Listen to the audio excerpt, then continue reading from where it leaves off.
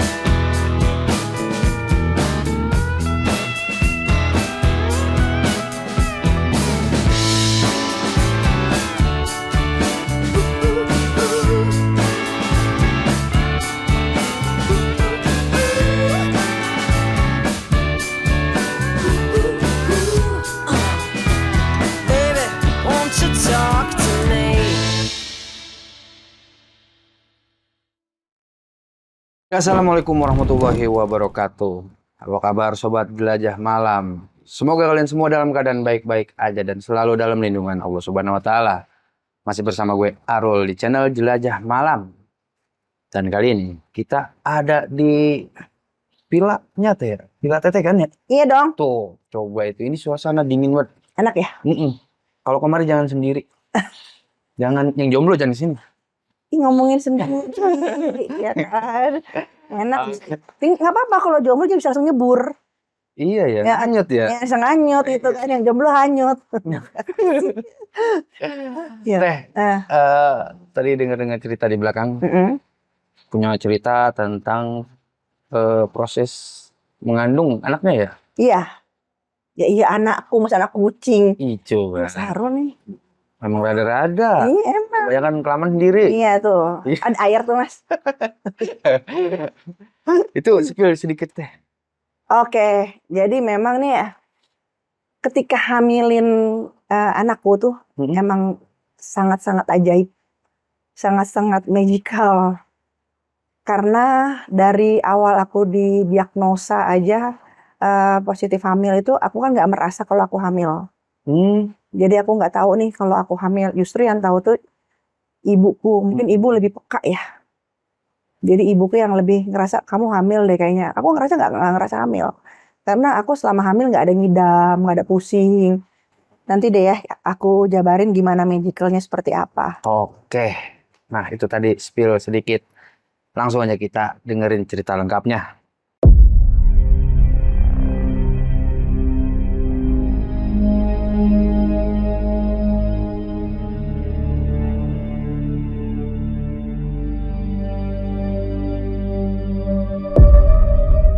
Aku itu kan baru pulang dari Lampung, ya.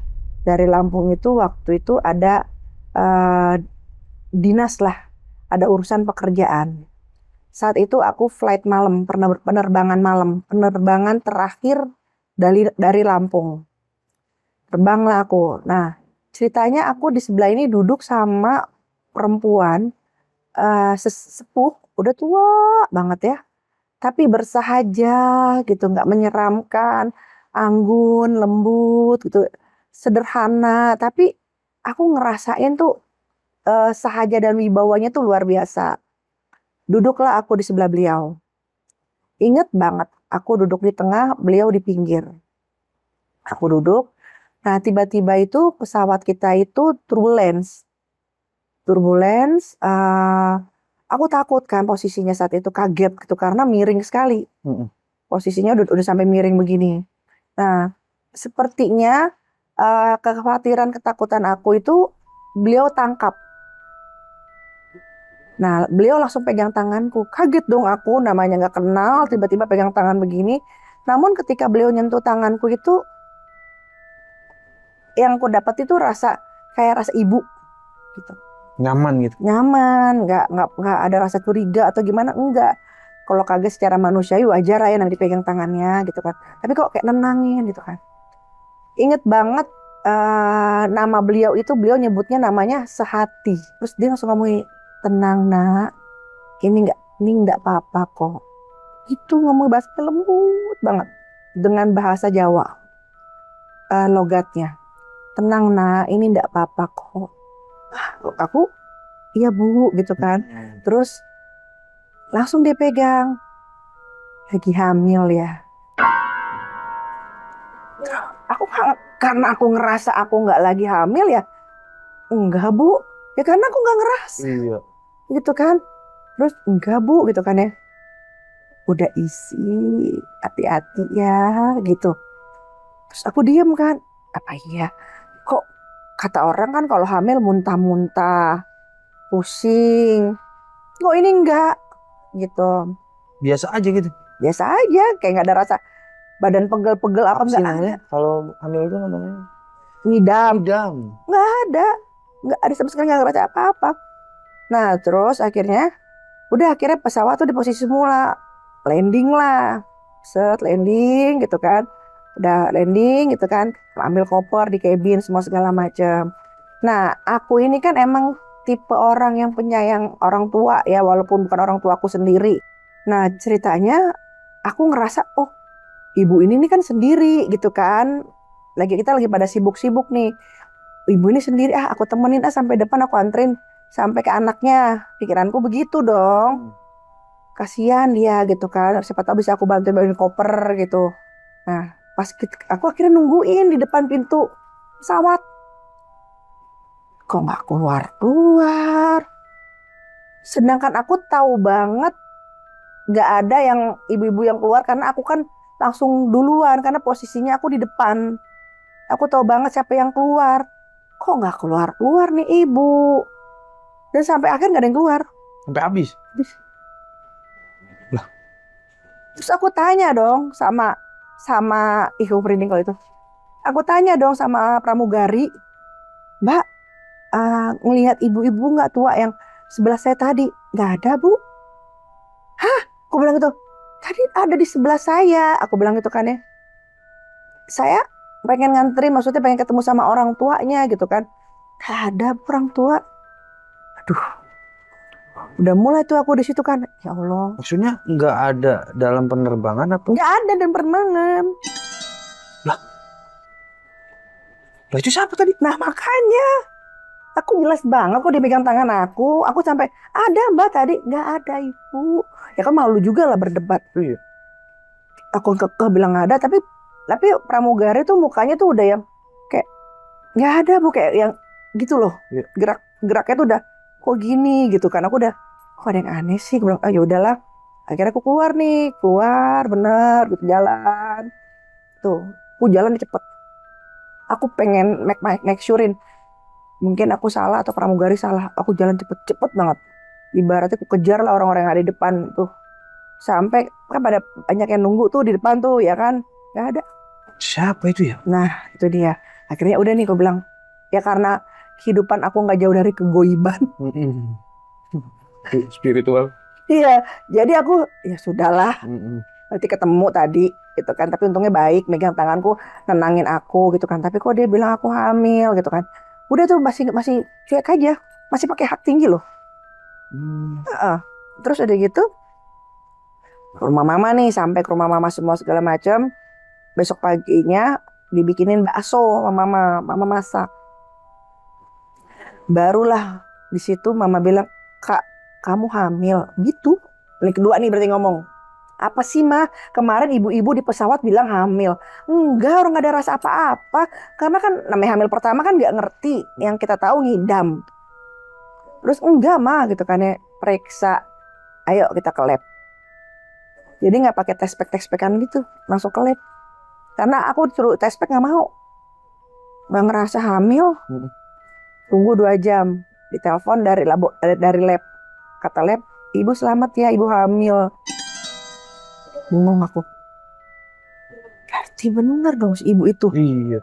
Ibu sehati namanya. Wajahnya aku nggak bisa ngelukis sih. Kalau aku bisa ngelukis, aku bisa deh. Nah udah nih. Cerita sampai situ. Cerita. Ibu tahunya dari mana bisa ngerasa kalau teteh lagi hamil itu? Tahu pegang tangan aku kan. Enggak, Oh mama. iya mama. Karena ngerasa perasaan kontak batin ibu aja. Oh. Karena badanku beda. Kalau mama berdasarkan itu. Feeling kali ya? Feeling ibu gitu kan. Badan kamu beda kak. Karena aku kan kurus ya. Dulu tuh kurus banget. Nah ini agak berisi gitu loh. Jadi mama bilang kamu hamil kak gitu. Badannya tuh agak beda. Ya orang tua lah namanya yang lahirin. Jadi apal tuh dia. Jadi ketika aku hamil itu. Memang kan aku diminta sama dokter itu bed rest. Karena aku selalu keluar darah terus. Pendarahan kecil. Jadi dokter minta aku bed rest sampai 4 bulan. Ya. Tadinya mintanya di rumah sakit, tapi aku nggak mau. Nah, aku minta di rumah. Oke. Nah, ceritanya aku itu posisinya saat itu menjadi saksi kejahatan orang. Jadi aku mengetahui sebuah kasus besar. Nah, aku dianggap tuh sebagai saksi kunci. Tapi berhubung aku nggak mau ikut-ikutan, aku lebih milih silent. Karena kan aku lagi hamil. Gitu loh, apesnya aku tahu keburukan dia. Instansinya, aku udah bilang, tenang aja, aku nggak akan bersuara. Karena males juga lagi hamil, berurusan dengan seperti itu males. Ngurus tenaga. Iya, apalagi dokter nyuruh aku bed rest, nggak ada waktu untuk aku membocorkan. Biarlah itu menjadi urusan kalian gitu. Nah, omongan aku itu tuh dianggap tuh aku nggak benar-benar menjalankan. Akhirnya mulailah ada kiriman-kiriman ke rumah berupa tanah kuburan. Teror. Diteror, tanah kuburannya itu masih merah tiap pagi. Ada di depan rumah. Terus aku pernah yang rasain yang namanya rahimku diremes. Jadi aku mau dibuat mati. Gitu. Nah ternyata aku melihat hadirnya Allah, kebesaran Allah di dunia ini ketika aku hamil. Jadi bukannya aku yang jagain anak ini yang jagain aku. Bisa gitu? Harusnya kan aku mati. Ya, yang namanya lagi hamil. Tiap hari tanah kuburan.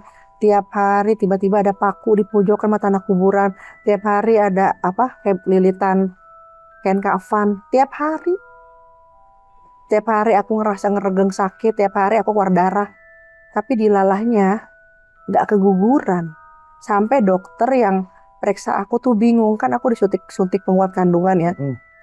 Ini anak merontak semerontak-merontaknya.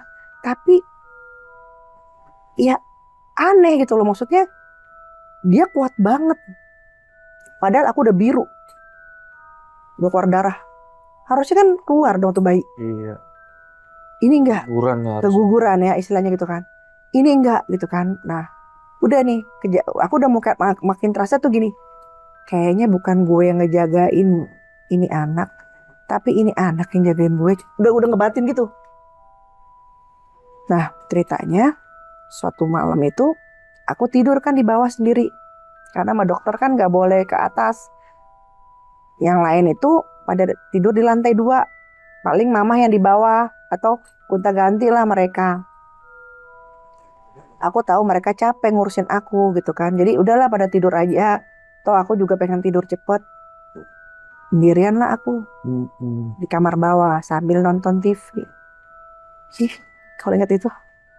Terus kan aku tidur begini, ngadep TV. Ini pintu nih. Tiba-tiba kayak ada yang gini nih. Itu di pintu. Oh, di pintu. Kok bilang ini? Kok kayak ada yang ngeliatin ya? Kan terasa ya di ujung Iya, mata kita, iya kan? Kok kayak ada yang ngeliatin ya? Dan pikiranku kan orang rumah. Kelihatan banget di sini gitu kan. Aku nengok. Laki-laki muka kebakar, semua tinggi gede. Astagfirullahaladzim. Dia lagi bener-bener lagi ngelongok. Ini gini nih. Ini dia panjang banget. Tapi laki-laki tapi muka kayak kebakar, hitam. Karena habis kebakar, gosong, hitam, matanya merah. Panjang ngeliatin perut aku gitu. Aku astagfirullahaladzim, kaget dong aku. Udah nggak bisa manggil orang yang ada di dalam rumah, atau manggil adik aku atau manggil siapapun udah nggak bisa. Jadi film lidah kaku tuh bener kalau kita nonton film horor gitu ya, lidah udah itu terjadi. Kaget kan aku gitu kan, mana lagi hamil, tegang tuh perut aku langsung keras. Astagfirullahaladzim. Aku inget apa? Aku salawat. Aku pegang gini, sallallahu alaihi Muhammad. Itu bayangannya tuh masih kelihatan. Aku lihat, aduh, aku merem aja. Jadi kayak makin deket gitu. Astagfirullahaladzim. Jadi itu kiriman. Kiriman. Jadi berbagai macam cara mereka untuk aku mati. Di lalanya ini si Feni nggak mati-mati. Nggak keguguran. Karena otomatis matiin Feni, matiin perutnya dong. Bayi di dalam perut. Ini kok nggak mati-mati kayak gitu. Aku bilang, ya Allah, aku udah lemes, jantungku duduk. Aku baca salawat, hilang. Baru aku teriak manggil mama kan, baru aku cerita. Temenin lah tidur. Nah semenjak kayak gitu, akhirnya kita tuh memang ada guru spiritual. Beliau itu syahid lah, golongan habaib istilahnya seperti itu. Nah akhirnya saya dibawa ke sana. Ke rumah guru ini. Ngobrol semua cerita gitu kan. Dia cuma senyum aja. Yang jagain kamu tuh banyak. Kaget saya. Banyak saya. Banyak. Dan bagus-bagus semua. Kalau bahasa manusianya siap tempur. Kalau nggak istilahnya nih terus, dan ya kamu kan juga, ya memang aku selama hamil itu kan, tau nggak, ngidamnya baca ini, baca surat Ar-Rahman ngidamnya. Hamil. Ngidamnya itu. Baca Yasin sama surat Ar-Rahman ngidamnya itu. Sama ke laut, ke pantai selatan. Aneh banget ya. Jadi tiap 2 minggu sekali ke pantai selatan, ke Pelabuhan Ratu. Bukan gua jamblang. Nggak ada jamblang, nggak ada mangga muda, nggak ada apa. Tiap 2 minggu ke pantai selatan, ke Pelabuhan Ratu, cuman pengen mandi pas sunset. Ganjen banget. Jadi aku suka langit senja. Makanya orang-orang sana geleng-geleng, hanya orang di Sukawayana, hanya orang hamil yang mandi. Aku lah sampai 7 bulan pun aku masih mandi di laut. Itu bukan ngidam, itu mah doyan. Iya, makanya. Nah, terus beliau ngomong gitu kan. Ya aku kan ya ada senengnya, tapi aku nggak mau los gitu loh ya. Oh gitu ya Said. Ya atuh, ibu kan juga jaga Feni. Hah? Kaget aku. Ibu Said. Ya iyalah. Ini anak kan anak titipan diprotek. Dia itu bukan anak biasa. Dia yang jaga Feni. Alam semesta aja udah ngasih, yang nyiapin rezekinya langsung. Alhamdulillah. Emang Feni baca apa selama hamil? Surat Ar-Rahman. Itu kan awal mulanya kisah kehidupan. Jadi kalau lagi hamil, jangan mikirin anak ganteng atau cantik aja, tapi mikirin buat rezekinya. Ya surat Ar-Rahman. Aku baca itu, nggak ada nyuruh. Mintanya itu, si perut. Oh. Jadi selama aku hamilin dia, setiap asar dia selalu nyakitin perut aku. Kalau aku belum mandi, kalau aku belum baca surat Yasin atau Ar-Rahman. Dia minta langsung. Dia minta langsung. Nah, ketika aku baca surat Yasin atau Rahman, diem dia langsung. Atau kalau misalnya aku masih di jalan nih, ya kan nggak mungkin ya, lagi pergi, lagi makan. Aku ajak ngomong, ini nyakitin udah dimuter-muter di perut. Aku bilang, nah, iya nanti nah sampai di rumah, habis sholat baca Yasin ya nak. Baca surat Ar-Rahman, diem dia.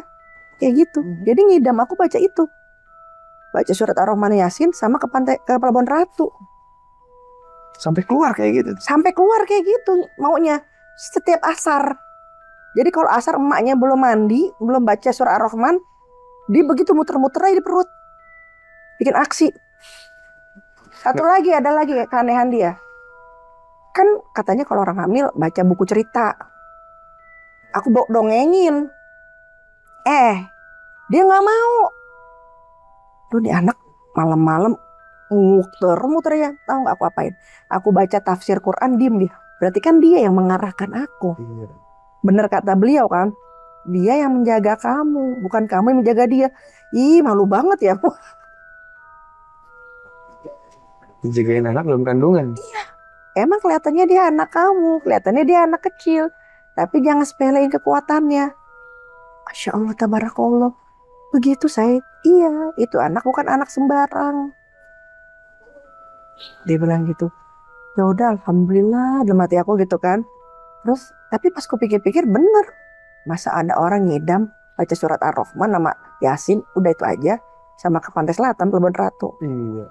Terus beliau bilang yang jagain kamu ibu langsung. Mereka memang pengen matiin kamu. Si musuh tadi nih. Padahal kan kamu nggak tahu apa-apa, cuma karena tahu keburukan mereka aja. Tapi kan dianggap mereka takutnya kamu keluar suara cerita. Sampai detik ini pun istilahnya aku nggak pernah cerita, untuk nggak peduli aku. Nggak perlu aku cerita juga, keburukan udah kebongkar. Memang udah kebongkar akhirnya. Tambah dari mulut aku gitu loh. Nah terus akhirnya pas dari guru itu aku dikasih air buat diminumin sama diusap ke muka. Karena apa bagaimanapun fisik orang hamil kan juga lemah. Udah nih selesai itu aku pulang. Aku pulang sampai rumah gitu kan. Aku sholat terus aku minum air itu. Aku seperti biasa. Nah malamnya aku dimimpiin. Malam ini aku dimimpiin didatangi oleh sosok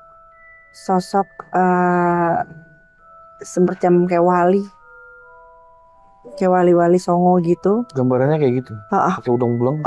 Kayak gitu. Mukanya tuh ya Allah, auranya masya Allah adem gitu ya, bersih banget mukanya kayak begitu. Dimimpin itu aku dipegang perutku. Dia bilang titip anak ini gitu.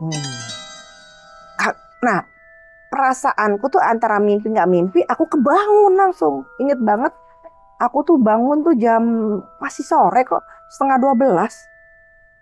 Aku kebangun, astagfirullahaladzim. Tapi tuh terasa dipegangnya gitu loh. Saya titip anak ini, gitu. Nggak ada aba-aba langsung bangun. Bangun aku langsung, astagfirullahaladzim. Saya bilang, perutku dipegang gitu kan, dimimpi kan. Tapi kayak terasa banget tangannya gitu kan. Terus aku diam aja di kamar. Ya udahlah, kalau ini pertanda baik, alhamdulillah. Apalagi habis ke rumah beliau kan. Tapi beliau siapa? Aku bilang kayak gitu kan. Akhirnya aku ngucap, makasih ya. Aku manggil Eyang. Makasih Eyang. Insya Allah bismillah akan saya jaga titipan ini. Iya. Gitu kan. Terus udah aku kembali tidur. Pas kembali tidur udah nih gak ada lanjutan lagi. Gak mimpi, gak apa, enggak. Nah besok paginya masih tuh tanda kuburan. Masih ada? Masih berusaha tanda kuburan atau apa gitu kan. Terus ya aku udah tinggal nyuruh pembantuku, Mbak sapu, udah kayak biasa. Iya. Kayak debu aja, sapu Mbak. Sapu, udah gitu-gitu doang. Udah nggak ada, ngeri, udah nggak ada kayak gitu. Udah seringan ya? Udah keseringan, kayak lu mah udah baal jadinya kan. Jadi nggak ada teror. Iya gitu kan, jadi kayak udah biasa, ini debu biasa gitu kan. Udah nih ceritanya. Ambles itu kayaknya kuburannya diambilin mulu tanahnya. Ya iya kasihan ya, makanya ya Allah. Nah terus ceritanya aku ke Pantai Selatan. Oke. Ya. Emang kan ngidamnya itu. Ngidamnya tadi 2 itu ke Pantai Selatan pengen terus sama ini. Pengen punya mawar ungu. Mawar ungu. Kan aneh-aneh ya. Mawar ungu sampai nyari ke puncak, sampai nyari kemana-mana. Cuma pengen nanam mawar ungu. Ternyata mawar ungu, mawar spiritual tertinggi. Oke. Ya. Terus alhamdulillahnya dapet mawar ungu. Nah terus udah singkat cerita itu akhirnya aku pergi nih. Ke Labuan Ratu aku pergi. Mandi lah kita di sana kan. Selesai mandi aku selesai duluan karena tetap aja kan namanya fisik orang hamil kan harus jaga kesehatan gitu, sadar diri, yang penting udah mandi. Aku naik duluan. Naik, duduklah aku sendiri. Yang lain masih pada main di pinggir-pinggiran pantai. Di situ ada warung. Aku duduk sendiri di situ. Pas lagi duduk, ketemu yang aki-aki eyang-eyang di mimpi. Yang ngusap perut itu. Di situ kaget kan aku. Kaget aku. Terus aku nggak ada kepikiran apa-apa. Aku spontan aku ngomong, "Eyang." Aku ngomong, "Eyang." "Eyang." Cium tangan lah aku. Seng oh aja aku saat itu. Kayak udah kenal eyang aku kayak begitu. Eyang masih pakai pakaian seperti itu beliau. Terus duduklah sebelah aku kan. Duduk sebelah aku ngobrol, dikasih tahu nih. Nanti jangan kaget. Anakmu lahir loncat. Hah? Loncat. Loncat? Lah kan kaget ya. Alam semua nyambut dia. Unsur alam nyambut dia semua. Aku gak ada kepikiran apa-apa. Begitu Eyang. Iya. Dia anak titipan. Ya memang kan anak tuh memang titipan ya. Titipan Allah. Nah aku kan gak tahu maksudnya titipan apa. Terus beliau juga ngomong. Alam semesta sudah menyiapkan. Alam semesta yang langsung menyiapkan rezekinya. Kata si Eyang tuh. Ya. Dok, anakmu perempuan. Malah dokternya pakai 4 dimensi bilang dia laki-laki. Makanya, itu. ya makanya dibeliinlah serba laki-laki. Sampai papaku saking senangnya punya cucu laki-laki, dibeliinlah drum. Drum sepaket kayak begitu. Apa coba si papa? Orang masih baik juga. Saking dia euforia punya ada kedatangan laki-laki di rumah gitu kan. Excited dia, dibeliin lah drum kecil gitu, drummer kecil. Biar anak katanya cucunya main drum gitu kan. Jadi drummer. Dibeliin lah karena semua 85% bilang dia laki-laki. Cuman Eyang ini yang bilang dia perempuan. Dokter yang reksa dia aja udah pakai 4 dimensi bilang ini laki bu, karena dia nggak memperlihatkan secara langsung, cuman dari pembawaan aku, dari pengalamannya dokter, anakku nggak bisa kedeteksi, dia bilang laki-laki, ada perempuan. Segitu ya?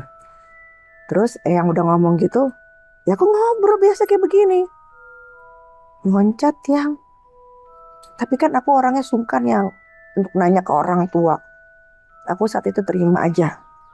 Nah kebayang apa, kayak kodok karena aku loncat gitu kan, tiba-tiba itu. Nggak kepikiran sekali. Akhirnya aku bilang, doain ya Yang. Doain saya sama anak saya. Doain kita selamat Yang, sehat. Saya cuma minta itu doang, sehat, selamat. Nggak berharap apa-apa karena apa. Kehamilan saya akhirnya curhat. Kehamilan saya dari awal bulan sampai 4 bulan keluar darah terus ya. Dan kalau gerak dikit, misal duduk di lantai nih, lantainya pakai karpet, dingin itu keluar darah. Jadi nggak bisa duduk di sini, harus duduk di kursi. Tengil ya? Nggak bisa dia. Adil tuh bocah. Iya nggak bisa. Keluar darah pasti aku. Jadi intinya bener-bener, Terus kata Eyang ini, Eyang tahu. Dia yang jagain kamu. Dia memang harus hadir. Dia harus hadir di dunia ini untuk jaga kamu. Ya kebalik gitu. Ini gimana ceritanya? Masa aku dijagain bayi, aku gituin kan ya. Tapi nggak ada kepikiran apa-apa, nggak ada protes, bersyukur aja. Ya kan cara Allah ya, gimana gitu. Oh alhamdulillah ya yang, iya. Udah ngobrol nih. Terus tiba-tiba tuh aku tuh pengen kamar mandi, pengen pipis. Pamit nih masih Eyang. Yang punten atuh bade ke cai, mau ke kamar mandi sebentar, mau buang air kecil. Sebentar ya, Eyang tunggu ya gitu. Ya, dia bilang gitu. Ya Allah deket kali jaraknya ke kamar mandi ke itu, dan aku nggak lama. Terus aku balik tuh nggak ada. Tanya dong sama orang warung. Karena waktu aku ngobrol, orang warung ada ngeliat gitu. Katanya aku nggak ngobrol sama siapa-siapa. Lah? Aku tanya sama yang mandi, aku nggak ngobrol sama siapa-siapa. Tapi aku bilang sama guru, kok guruku senyum. Udah ketemu ya Feni. Dia tahu. Tahu beliau. Udah say. Tapi itu berarti goib dong. Aku gitu. Tapi nggak kelihatan ya kayak manusia. Aku bilang gitu. Ya. Udah nenek di pesawat. Nenek di pesawat. Iya. Yaki di pantai. Iya. Sampai dari mimpi nyata wujud. Kayak gila aja untung ya. Iya. Udah diserang sama tanah kuburan tiap hari. Gitu kan. Terus udah gitu. Feni udah ketemu ya. Iya Said. Alhamdulillah ya. Beliau siapa Said? Dikasih tahu siapa. Kaget aku. Siapa? Aduh gak enak atuh ngasih tahu di sini. Penasaran kan? Nah, Penasaran. off cam aja. Oke deh. Ya pasti beliau terkenal. Dan aku juga nggak nyangka beliau hadir. Beliau terkenal lah untuk para sesepuh, para leluhur-leluhur beliau, para wali-wali Allah beliau terkenal. Aku kaget di situ kan. Alhamdulillah, dia bilang gitu. Perutnya dielus nggak, kata Said. Dielus Said 2 kali, pertama di mimpi, aku puas dong. Kedua tadi senyum dia. Ya memang kan yang jaga ya nunggu. Ditunggu, anakmu tuh ditunggu. Gitu. Udah nih. Ada. Aku nggak mau berpikir panjang-panjang. Orang hamil tuh nggak mau pikiran panjang-panjang. Pulang seperti biasa. Pulang seperti biasa. Di hotel. Aku sholat. Jadi aku tuh kayak hamilannya dia ini bisa manggil beliau. Si Eyang. Bisa berhubungan langsung sama beliau. Bisa kontak. Assalamualaikum sampurasun. Assalamualaikum. Beliau hadir. Oh gitu. Penghubungnya aku ngerasa anakku. Karena suatu ketika aku lagi ada rasa sepi, takut. Namanya manusia ya, namanya perempuan. Kan serangan itu terus. Tiba-tiba di rumah ada suara ledakan. terornya sadis juga. Wah sadis. Karena kalau aku keluar suara, jarak mereka semua langsung. Minimal kehilangan posisi semua. Di rumah tuh kan ada suara kayak ledakan tuh. Aku istighfar sama salawat dong. Tapi ada aku ngucap manggil Eyang. Gitu. Langsung megang perut atau kayak takut gitu loh. Langsung tuh ada wangi. Datang. Wanginya tuh kayak wangi sedap malam dan kasturi. Wangi beliau sedap malam. Kayak kasturi, terus kayak ada melatinya, wanginya kayak begitu. Terus begitu. Ketika aku udah ngomong kayak gitu ya, aku ngerasa kayak nyaman. Yang datang tahu. Udah aku tidur, bisa tidur. Kayak gitu kan. Nah, ceritanya suatu ketika ada orang datang ke rumah nih. Karena tadi kan udah bener tuh udah pulang nih ya ke rumah ya. Ada orang ke rumah datang laki-laki. Mau ngasih aku uang untuk aku tutup mulut. Tapi sama dukunnya. Dukunnya kumisnya begini. Puing. Bisa. Parah Den. Coba. Nah, terus aku tahu nih. yang ini nih orang pinter nih, istilahnya orang dukunnya lah gitu kan. Aku tahu nih, feelingku berkata seperti itu gitu kan. Tapi aku udah, aku nggak mau ngambil pusing, aku nggak mau keluar kamar. Yang kusuruh keluar kamar adalah adekku sama pembantuku. Ngapain? Mm-mm. Pengen ketemu sama aku, ada yang mau, dia bawa amplop, ingin kasih buat aku. Tapi aku nggak mau di situ. Adekku bilang kita nggak mau terima. Adekku bilang kakak cuma pengen hidup tenang, nggak mau ada urusan apapun, dia hanya lagi fokus ke kehamilannya. Berarti kan kode dong, gue nggak ada urusan lah. Dosa-dosa lu ibaratnya gitu. Kehamilannya udah bingung gitu kan, udah pendarahan terus gitu. Mungkin yang ditakutin setelah hamil, selahiran nyanyi kan. Iya, yang ditakutin itu gitu. Padahal aku mah udah janji nggak mau gitu kan. Terus akhir uang ditolak. Pulanglah dia. Pas pulang rumah langsung dipel semua.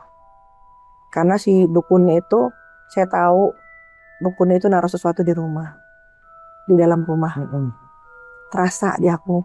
Terus tiba-tiba tuh dalam rumah tuh kayak panas gitu. Panas banget. Padahal kan pakai AC ruang tamu. Panas banget gitu loh, kayak aku diri di dekat api unggun. Kok panas kayak gini ya, aku bilang gitu kan. Nah udah seperti itu, akhirnya airnya dari guru tuh masih ada buat pel mbak. Ceritanya malam-malam itu aku udah posisinya tuh udah bisa ke lantai atas tuh. Kok kayak ada sinar terbang. Aku bilang gitu kan. Apa ya? Aku bilang gitu. Aku nggak ada kepikiran apa-apa. Makin deket. Apa sih? Mah, aku panggil gitu kan. Mah. Oh. Terus mama keluar. Mah itu apa mah? Ngeliat kan. Astagfirullahaladzim.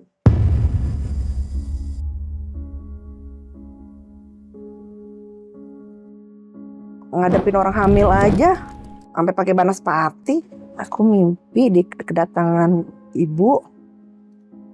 Wajahnya tuh kayak gini nih, kayak ada diselimuti cahaya. Oh, jadi kayak ada bias-bias cahaya. Seperti itu. Dengan ajudan, dengan para ratunya, 7 orang hadir. Dia bilang, kasih nama anakmu ini. Menjelang dia mau lahir, pesan eyang apa? Alam semesta akan menyambut air, semua akan menyambut air, angin, tanah, semua akan menyambut. Hari itu, daerah situ yang gak pernah banjir, Menteng banjir.